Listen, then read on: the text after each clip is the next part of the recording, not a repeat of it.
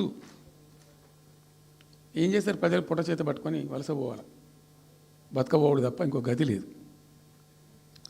జిల్లాకు జిల్లా మొత్తానికి మొత్తం 100% కృష్ణా బేసిన్లో ఉంటుంది. భయంకరమైన కరువు. చివరికి ఆ జిల్లాలో ఉండే అనేక మంది కవులు అనేక పాటలు రాసిండ్రు. ఆ గోరెటి వెంకన్న గారు అయితే పల్లె పల్లెలో పల్లెలు మొలిసే పాలమూరులోన అని చెప్పి పాట రాసి పాడిండి. ఆ పాట బాగా పాపులర్ సాంగ్ కూడా, తెలంగాణ ఉద్యమం పొడుగుతో కూడా భయంకరంగా మోగినటువంటి సాంగ్. సో అట్లా జరుగుతూ ఉంది. మేము ఏడుస్తా పోయినాం, చూస్తూ పోయినాం. ఆ ఉన్న రెండే ప్రాజెక్టులు, ఒకటి బచావతి పెడితేనేమో జూరాల గతి అది. అప్పుడు చంద్రబాబు నాయుడు గారి స్లోగన్ సమైక్య రాష్ట్రంలోనే సమగ్ర అభివృద్ధి.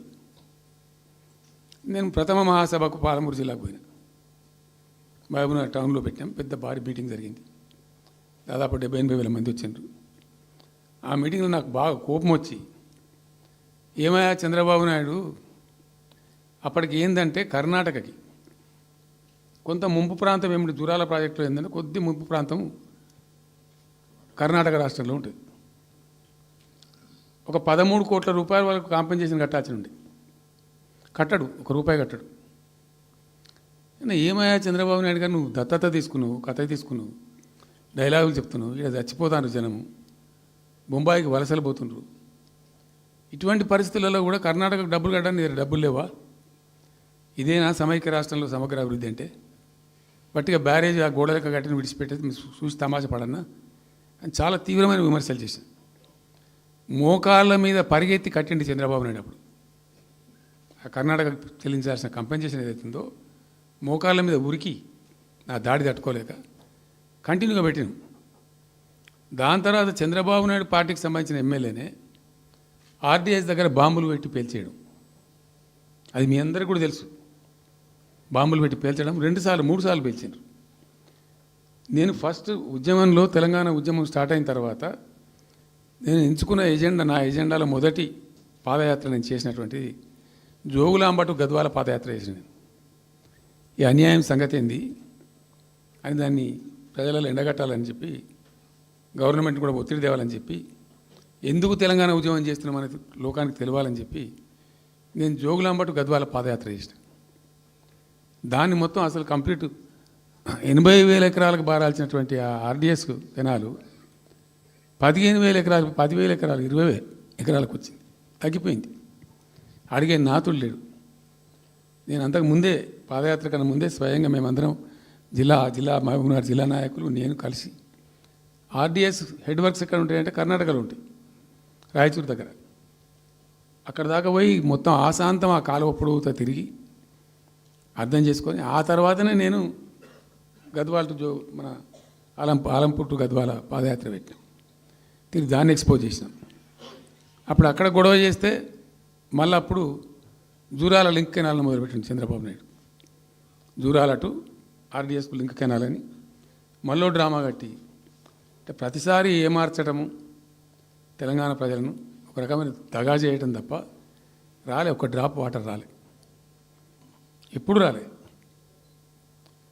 సరే కొట్లాడుతూ పోయినాం, ప్రజలు బాగా కలిసి వచ్చిండ్రు, సందర్భం కలిసి వచ్చింది, తెలంగాణ అదృష్టం బాగుంది, తెలంగాణ రాష్ట్రం ఏర్పడింది.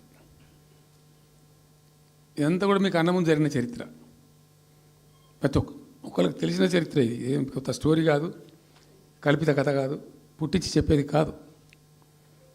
పాలమూరు జిల్లా యొక్క దరిద్రం, ఆ దరిద్రంలోకి పాలమూరు నెట్టివేయబడ్డ పరిస్థితి. నేను అందుకే ఊకే మొత్తుకునేది కదా, తెలంగాణ వెనుకబడ్డ ప్రాంతం కాదు, వెనుక పడేయబడ్డ ప్రాంతం, వెనుకకు నెట్టివేయబడ్డ ప్రాంతం అని చాలాసార్లు చెప్పేది. నేను వందల ఉపన్యాసాల్లో చెప్పినాం. అది ప్రూవ్ టు బి కరెక్ట్.